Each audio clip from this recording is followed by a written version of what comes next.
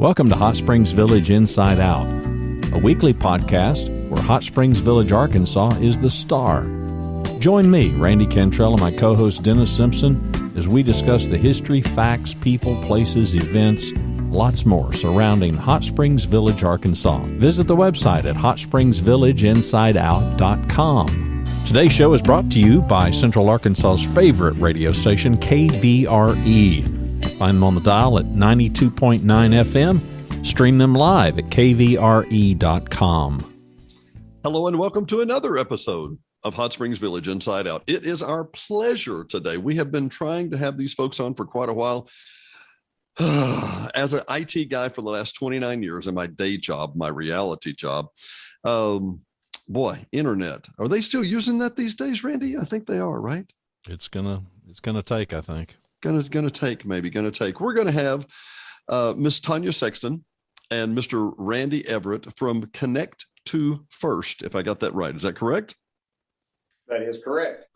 We're going to have them with us today. If you're in the village or around the village and you see these trucks hanging cable and you're thinking, why are they putting all these wires up? We got enough wires already. But no, it's fiber. And that's different, right, Randy? Yeah, and they're busy. They're really busy. I love it. There's two Randys here, so that's going to be confusing. Mr. Everett, how's the wiring coming? That would help identifying whether it's Randy 1, Randy 2, or Mr. Everett. It doesn't matter. Yeah, you're Randy 1. I'm just in the background here. We are actively deploying fiber infrastructure throughout the village right now. You know, there's a lot of overhead crews hanging fiber on our poles. And we also have underground crews that are boring along the roads and around the DeSoto on the east side of the village, probably on the north side of DeSoto.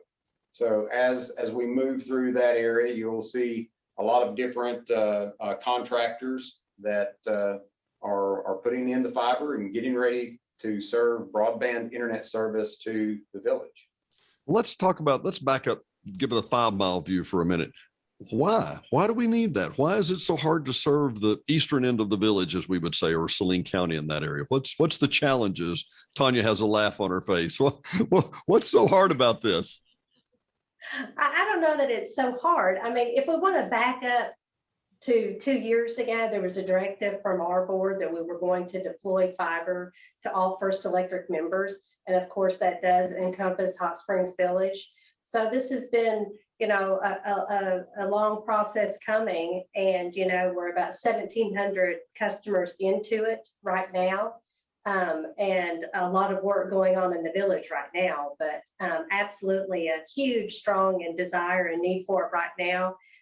You talk about COVID and the world that we live in right now, when you have people that are trying to work from home, students trying to do school online, telemedicine. There's so many things that drives the huge desire and necessity to have it in your life. I personally think that I saw an article in the Wall Street Journal about 18 months ago about CoOps offering fiber. And I was thinking, number one, what an obvious thing. But in the interview in the Wall Street Journal, one of the co-op owners, or one of the co-op directors, said, this is a no-brainer for us, because number one, our customers are going to always be here. Everybody's going to need electricity from here on out, probably. And they're going to need internet from here on out. So why are we acting like we should hesitate or be slow to do this? Isn't this just inevitable? And either one of you, who do you want to answer that? Well, and I think, our CEO, Mr. Don Crabb, has stated it many times about if it were profitable to deploy fiber in some of these areas that we serve, it would have already been done years ago. You look at the areas that are either unserved or underserved, meaning that they do not meet the FCC requirements of 25 meg down and 3 up. There are a lot of locations in rural America that do not have that capability. And the reason is the cost. The cost to deploy fiber in these remote areas is astronomical. And, the cooperatives did this on the same level, in the late 40s, 50s, and up till today, by deploying electricity and electric lines in those same areas. So as you stated, this was done a long time ago. We have a model to do that. It's not profitable in 3 to 5 years. You're looking at a much longer payback. But again, we have been here for 85 years and plan to be here for the next 85. And it is a necessity. Maybe not quite to the level that electricity is, but with COVID and with us having to work from home and do distance learning, it is becoming a very real necessity.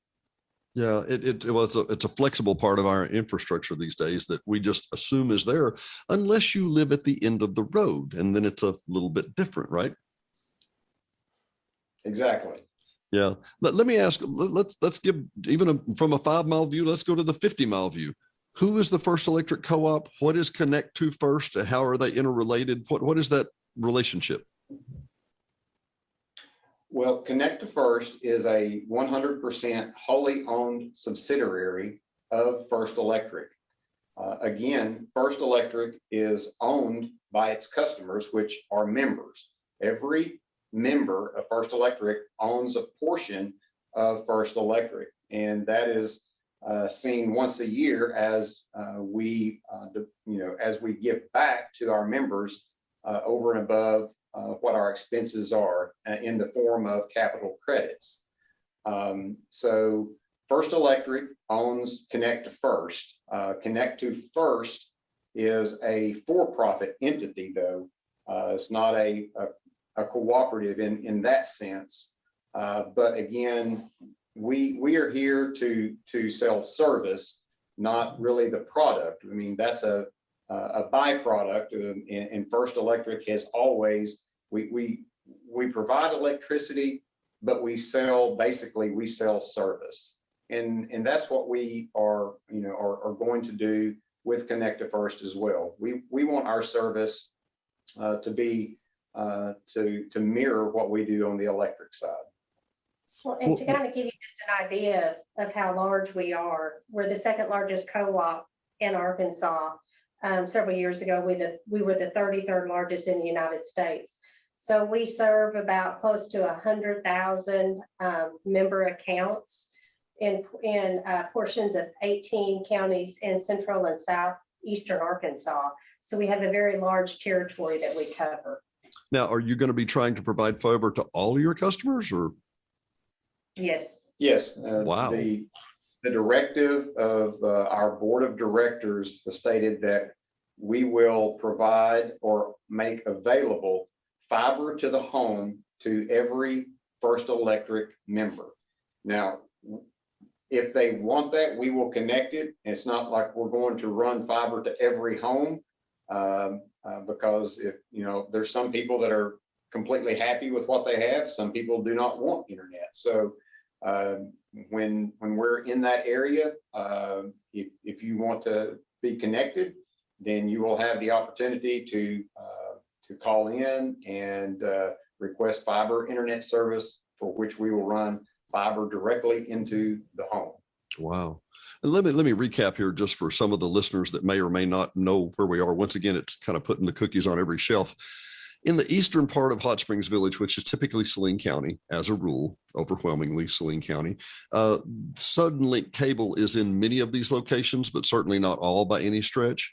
AT&T is in these locations, nearly, well, I would say 90% of that end.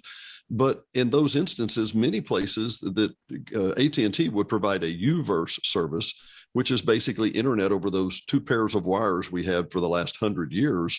And the maximum there many times would be 50 megs or maybe even 25 megs, which, as you were noting, is not defined as high-speed internet. Now, for those of you that are thinking, well, 25 megs is plenty for me. Well, if you've gone to Sam's lately, or you've purchased a 4K TV, maybe for Christmas or whatever, you realize that one stream of that 4K can actually take 20 megs a second. So the demand for internet is certainly not going down anytime soon. Tonya, let me ask you, what do you see are the most common questions people ask about, access and prices and whatever? Well, I mean, they're very interested in the packages that we do offer, and we have 3 different packages at Connect to First. It's unlimited data, it's symmetrical speeds, there's no data caps. So, I mean, those are the most common questions asked.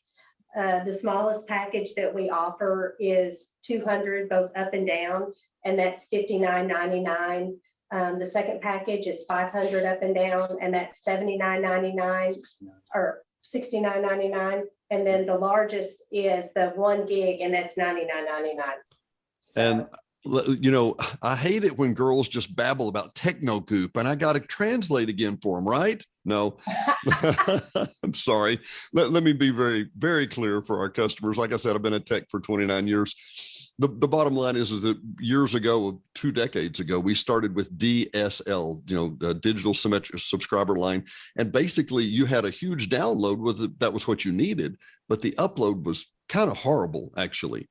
And that model has been replicated because a lot of the providers didn't want to give you the upstream when you're streaming something out, or you're putting a big file up on the web, or maybe you're putting an episode of Hot Springs Village Inside Out up on the server, right, Randy? That's right. He says, yeah, the other Randy too. Sorry, I should have defined. I should have defined my Randy. I should have defined my Randy. Anyway, the reason why I say this is when you said, Tonya, you said it kind of quickly, but symmetrical means whatever I get down is whatever I send back up. So what did you say the beginning package was? 200? 200, yes. Oh my Lord. So 200 up, Randy, that's what, 4 or 5 times faster than your Dallas service? Well, not mine right now, but I'm not paying $59.99 either. That's a valid point. But that pricing, big city, small city, I don't care. I mean, so here in DFW, AT&T, fiber, gigabit is going to be right in line with where you guys, are priced. So basically, the deal's the deal, and it is a deal. And especially for people inside the village that have, in many cases, have had pretty spotty at best internet connectivity. Yeah, this is a game changer. As a person who lives remotely and does a lot of remote work, and a person who's, I've got a lot in the village I hope to build one day and kind of split my time. Crucial. I could come there with their service. Well, frankly, with any of the packages that she described, and be just fine. Mm-hmm.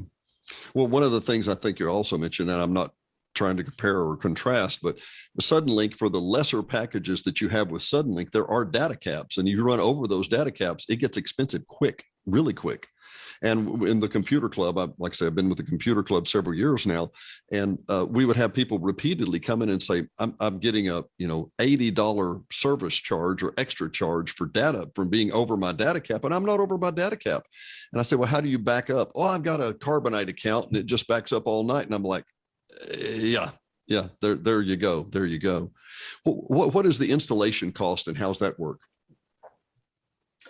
Well, there is no installation cost. If you sign up with First Electric, you can sign a 1-year agreement, and we waive all of the costs. If you just want to try it out and you're afraid to sign up for a 1-year agreement, then there is a one-time $350 deposit. And all that does is basically recover our costs for the equipment that we have to place inside the home.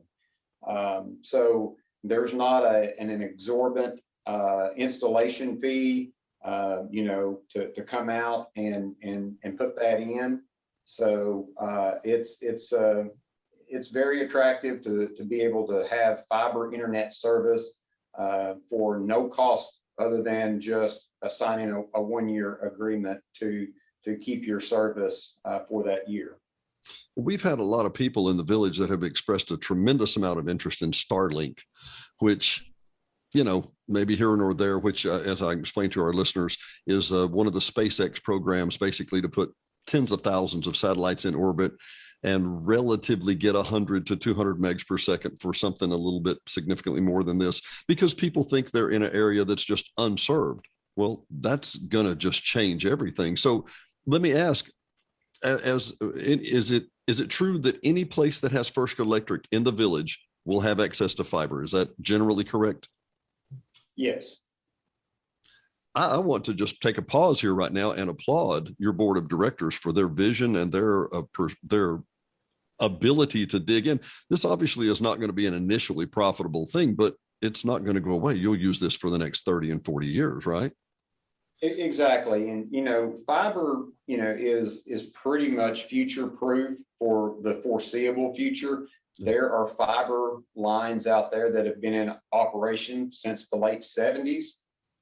So it's, as far as we can tell, making this investment by putting in additional fiber, all of our backbone, which is basically the transmission of the fiber system, is a 144 fiber backbone. There are areas where we have 288 or higher counts of fiber, but for the main portion of our fiber backbone, it is a 144 count fiber. So it is very exciting. And as technology changes, the fiber stays the same, but we can change the electronics and the optics on the ends to, extend from a 1 gig to 10 gig. We're already building our system to where we can sell 10 gig services. There's not very many people out there that need a 10 gig service right now, but we're building our infrastructure, our optics to where we can handle those things. And down the road, we know that there are going to be 50 gig, 100 gig needs, and as businesses and cell towers and those types of entities come about, they're going to need more and more capacity, as will the residential users. We don't see it right now, but we know it's coming. Yeah. And I will make note, I had a large IT company in Little Rock about 10 years ago, and we had a gentleman come in and explain to us, he wanted to sell us a really big internet. We were sitting on Comcast, and I didn't have any problem with that, but we talked about some endeavors, and I said, well, what are you doing? He said, well, we're running fiber through the middle of high tension power lines.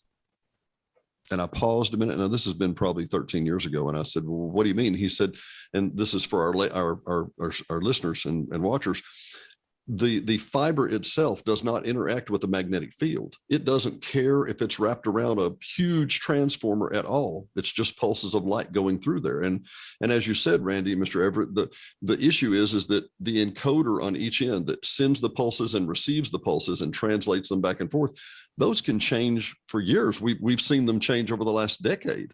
I mean, when I started working with fiber, we were in 100 meg, then we went to a gig. Now we're at 10 gig. And now, as you say, we're talking 50 and 100 gig.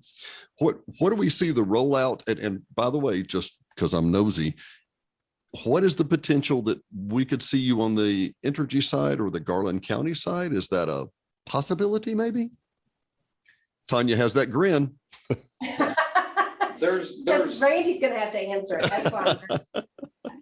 There is the possibility of that, but the directive from our board of directors currently is that we will deploy to all First Electric members first.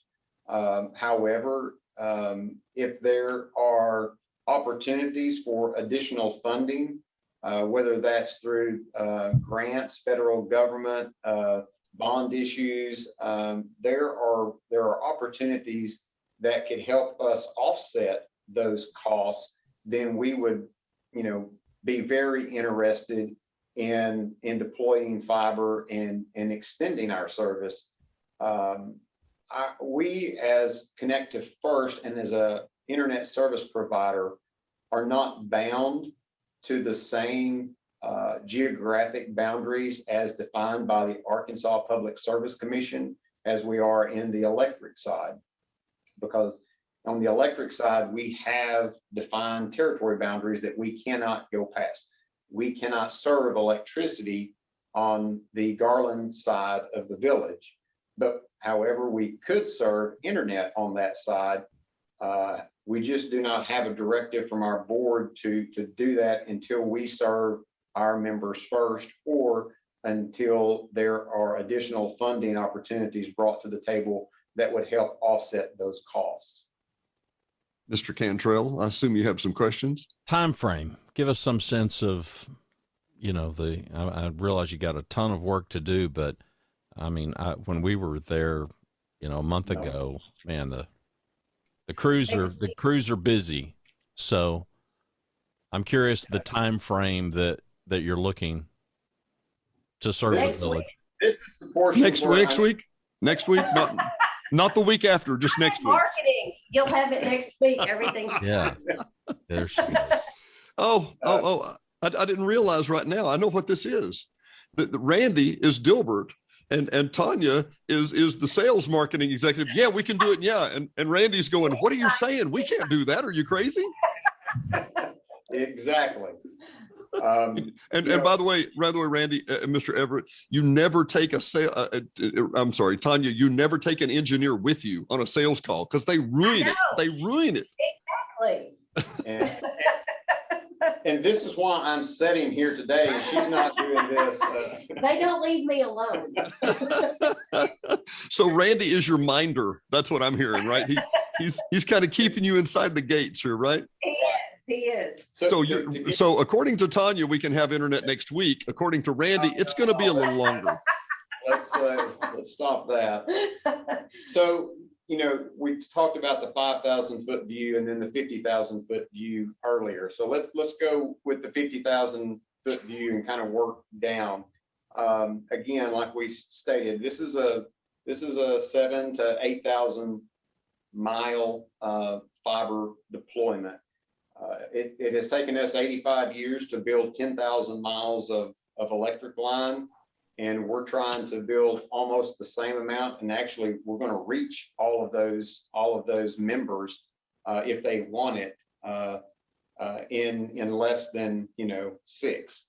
So we're looking 50,000 foot view for the entire project to be completed by the end of 2025, and as we started working in the village, we're looking in the mid 2023 to have all of that infrastructure.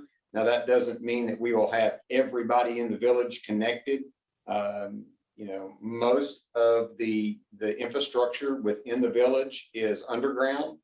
So there are lots of factors that play into that, whether it is the hardness of the rock, the boring underneath driveways, just the weather issues, trying to work around all of the facilities that are already underground, many of which are not locatable.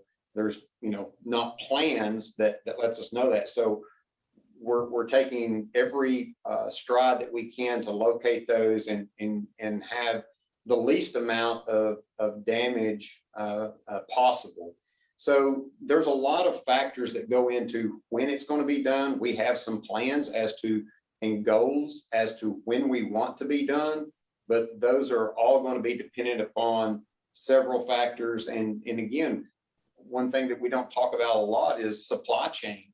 With COVID and with the materials that are available for the factories to make not just the fiber, but the vaults, the hardware for terminating the fiber. And there are so many different factors that can play a huge role in meeting those goals. But our goal is to be done with the entire project, in the 2025 time frame.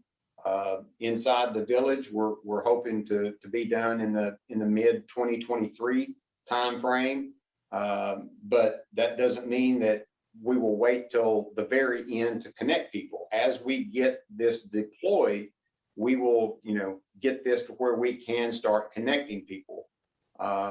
That's going to be good for some, and some are not going to be so happy because they're going to be on the other end of that and be further out. But those first connections are going to happen likely when? They will happen sometime later this year. I don't know exactly when. Again, we're working in the out of the Hot Springs Village East substation right there on the east gate, and on the north side of DeSoto. We'll move to the south side of DeSoto out of there, when they get that completed, and then move westward across the village. We're still getting designs and working on those plans. And, we have weekly updates that we provide to the village. So as we get information, that will be, coming to the village so that it can be sent out to our members there to kind of keep them informed as to the progress. And when those services are available, Tonya and her group have a very aggressive marketing strategy. We have, email, social media, calls. We have our website. So there's a lot of ways. I don't think that people will miss when services are available, and we just will be reaching out when those services are available. Well, mid 2023. I mean, I can tell you, and Dennis and I both have enough understanding. I mean, that's ambitious, to complete it, which I think proves your commitment for sure. How many crews do you have building it out right now? Because it seems like every road I go down, somebody's got a truck with a roll of fiber. Right. We have 3 directional bore crews right now in the village.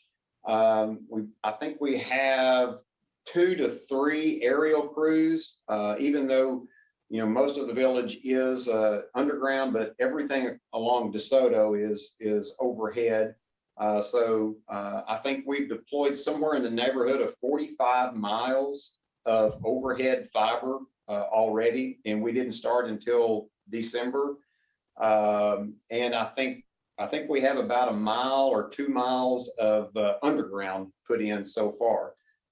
We do plan to increase the underground crews as we move throughout this year. Possibly 1 to 2 crews a month. We'll increase that. We want to get our processes lined out before just sending a ton of crews there.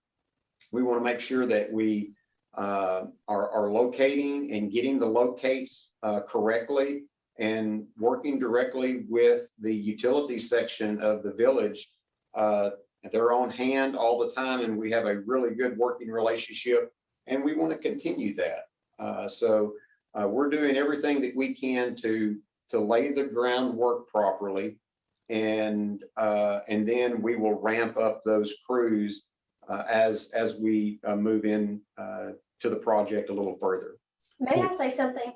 Sure. Add to that. Just encourage people to go to the website, to connecttofirst.net, and they can check availability. And even though it may not be available at that point, we'll save that information. And once the time comes, we'll be in contact with them also to sign up for service. So just really encouraging everyone to go there and to submit their information. You just can't keep those salesmen down, can you, Mr. Everett? And it's next week. Next week, or at the latest the week after, maybe, So. plus or minus the week after. Yeah. Well, and I want to reiterate for our listeners, and I know there are people, we have to have, much like you, we have to talk to several different audiences. We have an audience outside that's very comfortable with fiber. They know exactly what we're talking about. We have an audience inside that's like, they're old, like Randy, and they don't, well, never mind. No, not that Randy, the other one. Sorry. Yeah. Oh, that one. That one. No, the reason I say that is that a lot of our people here in the village, If you do a research or do a lookup on me, you'll see one of my most famous episodes or my most popular episodes with Village Venues was actually getting cellular internet, because in some places it's rather quick. I mean, that's a viable option if you can't get internet other ways. What I think I need to reiterate here is that by far and away, cable is a good alternative. Cellular is okay, and UVerse is okay too. The gold standard is fiber, and it's not going to get any better. You don't, well, we're going to wait till something else comes in. No. I did a presentation to the Rotary a year ago, and we were talking about Starlink. They wanted to know about the Starlink option, which at this point in a square mile can only provide something like, I think it's 12 people per square mile at this point. If there's fiber or cable running in front of your house, that's your option. It by far and away. And I cannot make that clear enough to our clientele. Tonya, let me ask this. I don't know how to phrase this. I'll think it over real quick. In the village, we have a very gray crowd, of course, right? Is there some hand holding? Is there some technological assistance? Or how do we do this?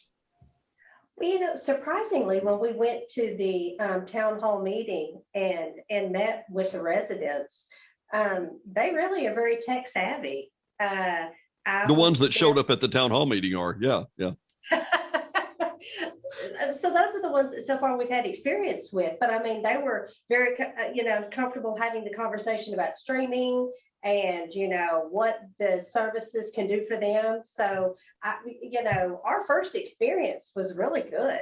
And we did have a few that offered suggestions, and we are considering that as to when we get to the village and start offering services. We talked about having another town hall meeting to just provide streaming options. What is Hulu? What is Fubo? What is YouTube TV? How do I get my locals? Can I get the SEC network?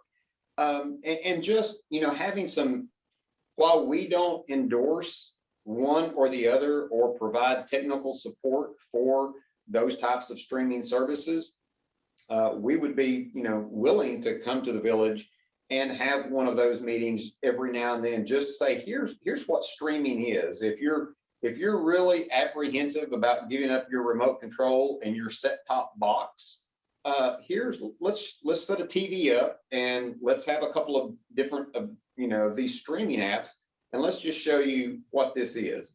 So we're looking at those types of things, even though we don't endorse or promote one or the other. It might be helpful to at least have a few of those meetings to just get people comfortable with what is actually out there. Because even me, as I was a little apprehensive a few years ago about it. I never took the time to learn. And I thought, what if I make the wrong choice, and what is the best? Because there are a lot of options out there. Well, and let me remind you, I will make this offer right now, and I promise you, I know I can back this up. As the vice chair of the technology committee, we would be thrilled to partner with you on that, because for the last 20 months, nearly every episode we've had every month of our show, of our computer club meeting or our technology club meeting, is how do you get this streaming? What do you do? And we've actually got, and you might enjoy this for other locations, we actually have a sheet that says, just write down what you watch now. We watch ESPN, we watch SEC, we watch blah, blah, blah, blah, blah. Okay, then this would probably be a solution for you and what you're looking for. Okay, so we'd be thrilled to partner with you on that if that's what you'd like to do. So the offer stands, okay? I think that is a great idea. And we took that from the town hall meeting, and there wasn't an overwhelmingly large group that wanted that, but I do think that it would be beneficial, and we would love the opportunity to partner with you and be able to do that. Yeah, that would be great. Randy, what have I missed, my friend? I'm sorry, Mr. Cantrell, what have I missed, my friend? I don't know. If you knew I'd have missed it, you'd have told me, right? I don't know. Ask our guests. They're the experts. What have we missed? Have we left anything? Have we left anything unsaid or unasked? To kind of follow up with the Starlink and some of those things, the fiber, as we talked, is pretty much future-proof. We're not having to worry about the degradation of copper lines. We don't have to worry about water affecting like it does copper. I know if you have a service that is backfed over copper lines, if those copper lines are in the ground, or even if they're overhead and they're are not sealed properly, your service becomes very unusable. Satellite services, whether it's Starlink, HughesNet, Viasat, whatever it may be, weather conditions, foliage, tree cover. Are people going to be willing to cut the trees in their yard needed to get the reception for Starlink? And like you mentioned, there's limitations to the number of people that can connect to Starlink in a certain area. So there's so many different facets that affect those types of technologies where we don't have those with fiber.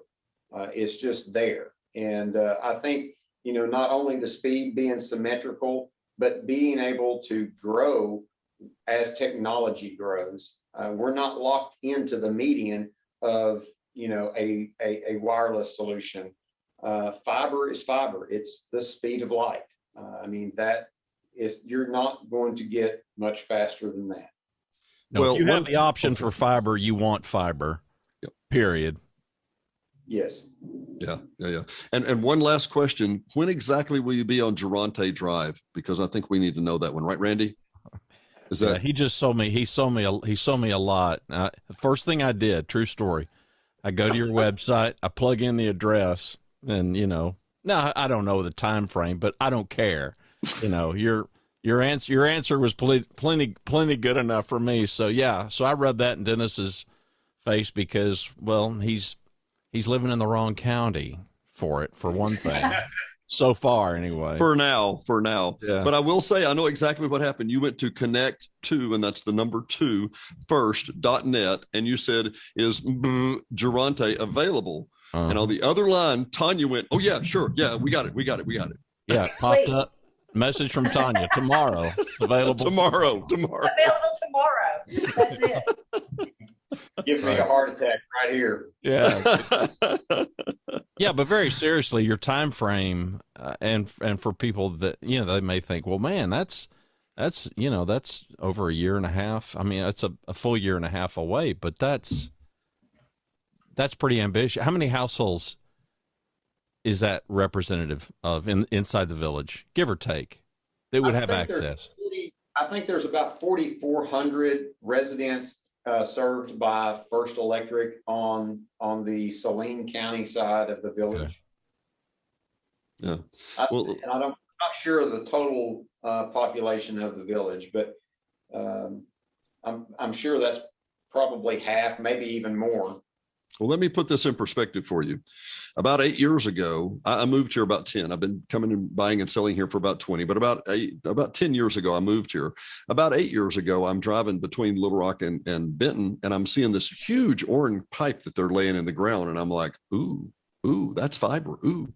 And they came all the way from Benton, all the way down to Soto Road, all the way to the end of the known universe for internet connectivity, Mountain Pine, Arkansas, where they terminated, which is where all good things happen, apparently, right? And they backfed Suddenlink. And up until that time, we had not had, and I'm talking nerd to you just for a minute, Mr. Randy and Mr. Everett and Ms. Sexton, we had not had DOCSIS 3.1 boxes because Suddenlink couldn't support them. And I remembered seeing Renee Steinfris, who was the drone girl here in the village. The gadget girl is her exact name. I met her up on top of Lake Lago. And I said, if you go down to Suddenlink and you change out your modem and get a new DOCSIS 3.1, you can get 50 megs a second. She was like, no, I didn't know they even offered that. I'm like, yeah, that's been 8 years ago. So just to put this in perspective, it has been a long time. It sounds like a couple of years may sound like a long time. It's very, very, it's tomorrow, right, Tonya? It's exactly. Yeah, and we have, since we started in late January of 21, we have a little over 2,000 miles of fiber put in. We're putting up over 1 million feet of fiber a month. A month. And per month, I think in October, it was 1.2 million feet we put up. Now, November and December kind of fell off because of weather, holidays, and this and that. But we're averaging, our contractors are averaging putting up about 1 million feet of fiber per month. Big And things. I'm not nice to Randy very often, but I will say kudos to Randy and the contractors we have out there working, because they're working hard. They have surpassed the goals that we've already set. And I know that they will continue as long as they can keep materials and workers out in the field. So. Well, especially during a pandemic crisis, during a labor shortage, during as you say, supply chain short. I mean, holy cow, this is big doings are afoot at the Circle K, if you know what I mean. Mr. Cantrell, do you have anything else to add? I don't. Connect the number 2 first.net. So everybody in Saline County, and even if you're not, why not? Even if you're not, just check it. Yeah. I tell you what, if you really, you know what, maybe if we had like 10,000 requests from Garland County, all of a sudden the board of directors would go, hey, yeah. Well, I'm sure there's updates that you can sign up for at their website that you just absolutely should, to stay in the loop. Yeah. Yeah. I'm tickled about it. I'm tickled y'all are doing this. Well, and every 2 weeks we send a update to the online newsletter for Hot Springs Village. So if you want to check there, you'll get updates on where they're working. So that should be helpful. And then also, like I said, go submit your information to Connect to First as well. Wonderful. I tell you what, we cannot thank you. I have a Facebook page too. Sorry. You have a Facebook page. Yeah, we'll put a link to that too. We'll link that up. Okay, last call, Tonya. Last call. Anything else? Yeah, this is your marketing moment, Tonya. So make whatever promises you want to make, whatever commitments you want to make for Randy. Guys, I'm never going alone on anything ever again. You know that. Yeah. Well, you marketing people make the world go round, though. So keep and now everybody we else understand on their why. toes. We understand why you can't be alone. We got it. Well, Mr. Everett, Mr. Randy Everett, and Ms. Tonya Sexton, thank you so much for being with us today on Hot Springs Village Inside Out. It has been a pleasure, and we will see you next time. Thanks for listening to another episode of Hot Springs Village Inside Out, a podcast where Hot Springs Village, Arkansas is the star. Please subscribe to the podcast. You can do that by visiting our website, hsvinsideout.com, and tell a friend.